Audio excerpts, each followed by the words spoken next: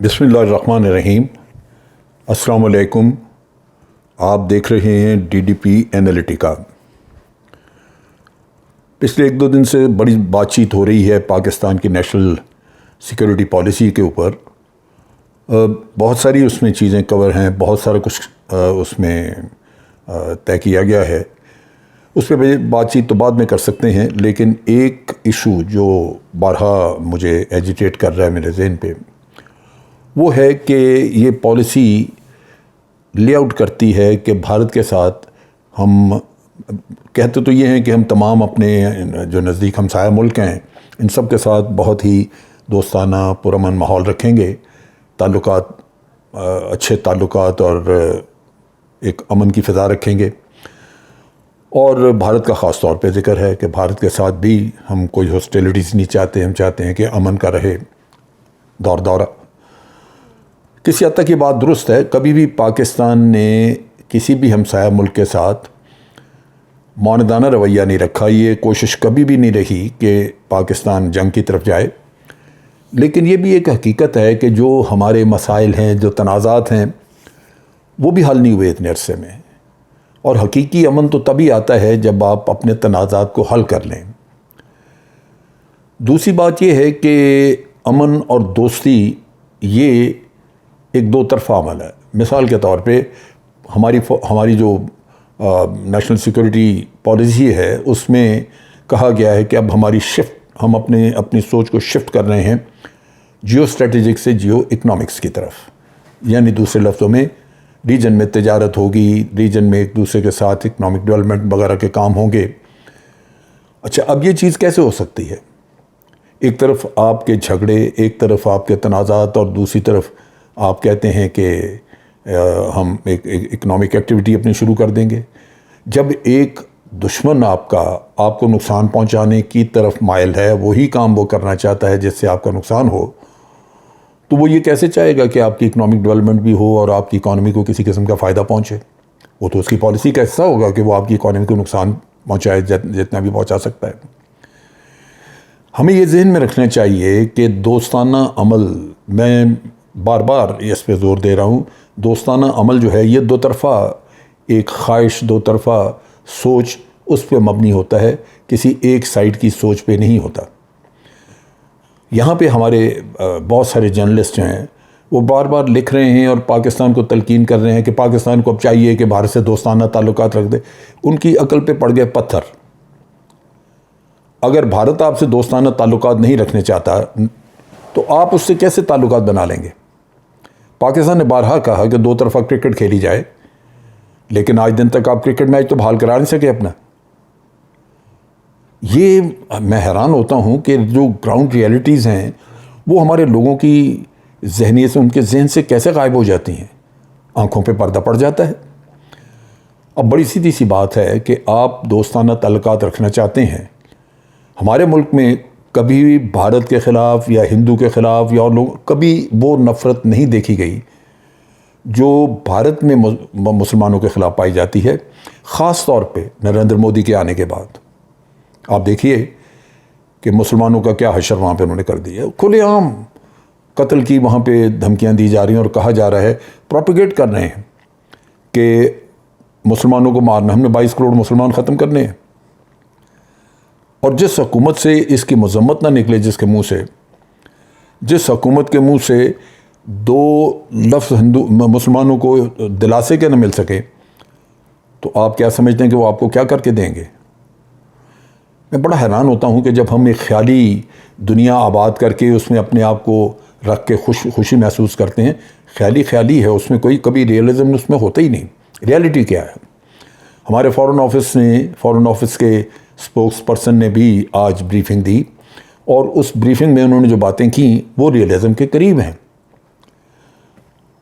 उन्होंने कहा कि यहाँ पे एक बहुत बड़ी पॉसिबिलिटी मौजूद है कि भारत दोबारा एक फॉल्स फ्लैग ऑपरेशन करेगा। वो क्यों करेगा? बड़ी सीधी सी बात है। नरेंद्र मोदी ने अपना पूरा पॉलिटिकल कैरियर बनाया ही इसी चीज़ पे है जिसे हम कहते हैं पाकिस्तान दुश्मनी। आज अगर वो एक फॉल्स फ्लैग ऑपरेशन कर दे, भारत में कोई धमाका करा दे, भारत में 150 आदमी मरवा दे और कहे जी पाकिस्तान ने मारे, तो पूरा भारत जो है वो मोदी के साथ खड़ा हो जाएगा। वो जब भी मुश्किल में होगा, जब भी वो प्रॉब्लम में होगा, वो लाजमन इस तरह का कोई काम करेगा जिससे वो पॉलिटिकल माइलेज हासिल कर सके। और पॉलिटिकल माइलेज उसको सिर्फ और सिर्फ हिंदू वोटर की चाहिए। उसको हिंदू वोटर की सपोर्ट मिल गई, उसका काम हो जाएगा। अब जो चीज़ें जो हमें मसाइल हैं भारत के साथ, अगर भारत उनकी तरफ तवज्जो बिल्कुल देता ही नहीं, उस पर बातचीत भी नहीं होती, तो आप सोचिए कि आप बड़े ढिठाई भी करें तो कितना कुछ आप मिलकर दोनों मुल्कों के साथ, आप दोनों मुल्क आपस में मिलकर कर सकते हैं। आप देखिए ह्यूमन राइट्स की कितनी ज़बरदस्त वायलेशंस हो रही हैं कश्मीर में। क्या मैं उनको भुला दूँ? कश्मीर में जिस तरह जर्नलिस्ट को मारा जा रहा है, आप इन लोगों की आवाज़ें वहाँ पे दबा के रखती हैं। गैर कानूनी कब्ज़ा आपका साल से आप दबा के बैठे हुए हैं। उनको अब ना ह्यूमन राइट्स उनके मौजूद हैं और ना ही उनके जो उनको हक़ खुद इरादी देना है उसके पूरे को बात होती है। अच्छा, अब क्या पाकिस्तान इस पे बात करना बंद कर दे? अगर आप बात करना बंद कर दें तो मामला ठीक है, भारत खुश है। लेकिन अगर आप इस पे बात करेंगे तो क्या भारत इससे खुश होगा, इससे आपके साथ ताल्लुकात बनाएगा? वो तो आपको यही कहेगा कि जी आप अपना मुंह बंद रखें, पिछले साल से जो जुल्म हो रहा है उसके ऊपर आप आवाज़ ना उठाएं। अगर आवाज़ उठाएंगे तो ताल्लुकात बिगड़ जाएंगे। असल चीज़ ये है कि भारत ने 2018 अगस्त के बाद जो यूनिलेटरल कदम उठाए, वो कदम उसको सबसे पहले वापस लेने चाहिए थे। कम से कम आप वो 1971 वाली पोजीशन पे तो आ जाते। सो अगर आपकी नेशनल सिक्योरिटी पॉलिसी या हालात, ग्राउंड रियलिटीज़ जो हैं, वो अगर आप उनको एड्रेस नहीं कर रहे तो सवाल ही पैदा नहीं होता कि आप कुछ कर सकें। नफ़रतें वहाँ पे इतनी ज़्यादा फैला दी हुई हैं कि पाकिस्तान से डिज़ाइनर क्लोथिंग जितनी भी वहाँ गई, मुख्तलिफ़ कंपनियाँ, मुख्तलिफ़ लोग मंगवाते रहे वहाँ पे, और बाज़ बुटीक्स पे उन पे पड़ी हुई थी, वो भारत के लोगों ने निकलवा के सड़कों पे रख के उनको जलाया और कहा जी हम कोई पाकिस्तानी प्रोडक्ट यहाँ नहीं देखना चाहते। बॉम्बे में एक बेकरी, कराची बेकरी के नाम से थी, साल से चली आ रही, उसका बोर्ड उतरवाया। हिंदू की बेकरी, मुसलमान की नहीं, उसको मजबूर किया कि तू ये बेकरी बंद कर, वरना ये बोर्ड हटा के इसका नाम रखो कुछ और। ऐसी नफ़रतें। फिर जाली एनकाउंटर्स, बेशुमार लोग आपने मार दिए कश्मीर में। एक तरफ आप नफ़रतें फैलाएं मुसलमान के ख़िलाफ़, पाकिस्तान के ख़िलाफ़, और दूसरी तरफ हम बात करें अमन की, वो उसका कोई रियलिटी उसमें नज़र नहीं आती। ये खाम ख्याली एक ख्वाब नज़र आता है जो आप बात कर रहे हैं। तो इस वजह से फॉल्स फ्लैग ऑपरेशन वाला किस्सा अगर चल निकला तो जंग होगी। और लाजमी बात है कि मोदी को पाकिस्तान के साथ जंग छेड़नी पड़ेगी, क्योंकि फिर उसके ऊपर अवाम का प्रेशर होगा कि जी अगर पाकिस्तान, आप कहते हैं कि पाकिस्तान ने ये फॉल्स फ्लैग करवाया, ये पाकिस्तान ने ये फलां धमाका कराया है, तो पाकिस्तान को ज़रूर इसका जवाब मिलना चाहिए। मोदी पे प्रेशर आएगा, या वो झूठ बोलेंगे अपनी कौम से, जिस तरह उन्होंने पहले झूठ बोला था कि जी हमने सर्जिकल स्ट्राइक कर दी है। सर्जिकल स्ट्राइक एक झूठ था। अगर झूठ नहीं बोलेंगे तो लाजमी बात है कि जैसे पुलवामा का एक्शन हुआ था, उसका उस तरह का एक्शन हुआ तो लड़ाई हो जाएगी, जंग होगी यहाँ पे। सो रियासती दहशतगर्दी, फॉल्स फ्लैग ऑपरेशन, जब तक मोदी मौजूद है एक गंदी जहनीत वहाँ पे मौजूद है जिसको आप बदल नहीं सकते। वो अंदरूनी तौर पे वो सर से लेके पांव तक मुसलमान का दुश्मन है, पाकिस्तान का दुश्मन है, और वो इन चीज़ों को हमेशा एक्सप्लॉइट करेगा।